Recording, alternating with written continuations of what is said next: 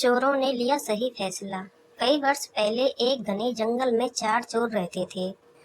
चुराया हुआ धन वे एक साधारण से बर्तन में रखते थे, लेकिन उसकी हिफाजत जान से भी ज्यादा करते थे। कुछ अरसे बाद उनका मन चोरी चकारी से ऊब गया। मैं तो ऐसी जिंदगी से तंग आ गया हूँ। हमें हमेशा चौकन्ना रहना पड़ता है, वरना हम पकड़े भी जा सकते हैं। एक ने अपना दुखड़ा रोया। हाँ, मैं भी चाहता हूँ कि अब हम लोग एक शांत सच्ची जिंदगी जिएं। दूसरे चोर ने हाँ में हाँ मिलाई। बहुत अच्छा, हम जंगल छोड़कर किसी ऐसे शहर चलते हैं जहाँ हमें कोई जानता न हो। शायद कोई साफ सुथरा काम धंधा ही हाथ लग जाए। तीसरा बोला। 3 चोरों को तो यह सुझाव पसंद आया और उन्होंने तय कर लिया कि वे जंगल छोड़ देंगे। लेकिन चौथे चोर को अपनी जीविका के लिए कोई खराब धंधा करने की योजना पसंद नहीं आई। उस समय तो वह चुपचाप रहा, लेकिन उसने बर्तन में रखे पैसे चुराकर भाग जाने का इरादा कर लिया। वह सही मौके का इंतजार करने लगा। चारों चोरों एक शहर पहुंचे और वहां एक धर्मशाला छत्रम में रुक गए। उनमें से 2 शहर के बारे कुछ जानकारी हासिल करने निकल पड़े। जल्दी ही उन्होंने एक वृद्ध औरत का घर देखा और आरामदेह तो लगता ही था, उनके लिए ठीक भी था। दोनों ने छत्रम लौटकर अपने साथियों से वृद्धा के घर जाकर जिक्र किया। वे भी सहमत हो गए और चारों चोर उस घर के लिए निकल पड़े। हम चारों व्यापारी हैं, एक चोर बोला, और इस शहर में कुछ काम धंधा शुरू करना चाहते हैं।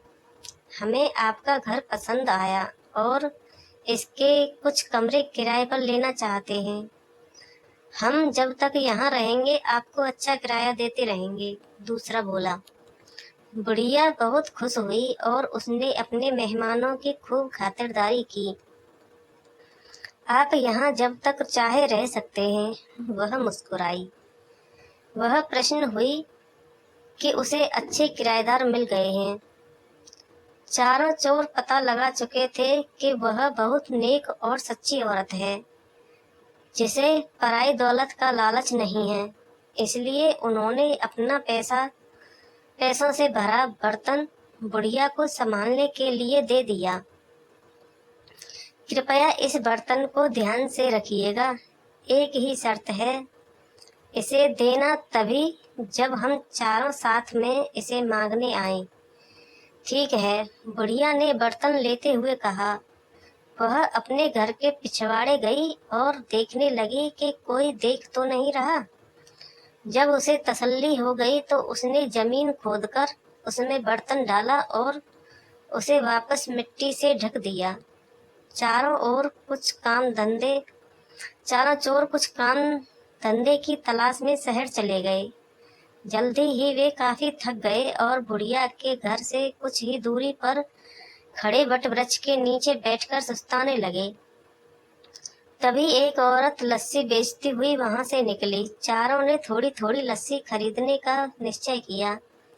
लस्सी बहुत स्वादिष्ट थी। उन्होंने सोचा कि दोपहर के भोजन के साथ पीने के लिए थोड़ी लस्सी भी ले ली जाए, पर 3 चोर तो बहुत थक गए थे। लस्सी डालने के लिए बुढ़िया के घर से बर्तन लाने की हिम्मत किसी की न थी। चौथा चोर, जो किसी ऐसी घड़ी की प्रतीक्षा में था, झट से जाने के लिए तैयार हो जाता है। वह बुढ़िया के घर पहुंचकर बोला, मुझे मेरे साथियों ने बर्तन लाने के लिए भेजा है, लेकिन मैं तो यह बर्तन तभी दूंगी जब तुम चारों इकट्ठे हो जाओगे। वह मना करती हुई बोली। उस चोर के दिमाग में एक विचार आया। मेरे साथी यहाँ से कुछ ही दूर केले के पेड़ तले बैठे हैं, आप खुद ही पूछ लें, उसने राय दी। बुढ़िया घर से बाहर निकली। उसने तीनों को पेड़ के नीचे बैठे हुए देखा। क्या आपने अपने दोस्त को बर्तन लाने भेजा है? वह चिल्लाई। जी। कृपया उसे दे दीजिए। तीनों चोरों ने जवाब दिया। बुढ़िया ने सोचा कि उन्हें अपना बर्तन किसी कार्य हेतु चाहिए होगा, जो उन्होंने अपना विश्वसनीय साथी भेजा है। उस चोर को फावड़ा देती हुई वह बोली कि पिछवाड़े से खोदकर बर्तन निकाल ले। इतना कहकर वह अपने घर के कामों में उलझ गई। चोर ने बर्तन निकाला और चुपके से पिछले दरवाजे भाग खड़ा हुआ। इसी बीच उसके दोस्त चिंतित हो रहे थे। काफी देर बीत चुका है और उनके साथी का कुछ पता नहीं था। तीनों बुढ़िया के घर गए। हमने अपना साथी एक बर्तन लाने भेजा था, वह कहाँ है? उन्होंने पूछा। मैंने तो बहुत पहले ही उसे बर्तन खोदने के लिए कुदाली दी थी। उसने आपको बर्तन नहीं दिया? बुढ़िया हैरान थी। तीनों चोर समझ गए कि उनके साथी ने उन्हें धोखा दिया है।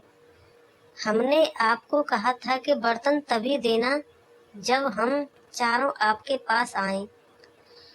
आपने हमारी बात नहीं मानी। हमें लगता है कि हमारे साथी ने आपके साथ मिलकर हमारा पैसा हथियाने का षड्यंत्र रचा है, वे बोले।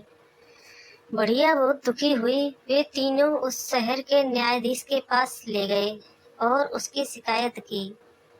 न्यायाधीश ने फैसला दिया कि बुढ़िया की लापरवाही की वजह से तीनों को नुकसान हुआ है, इसलिए सारा हर्जाना बुढ़िया को ही भरना होगा।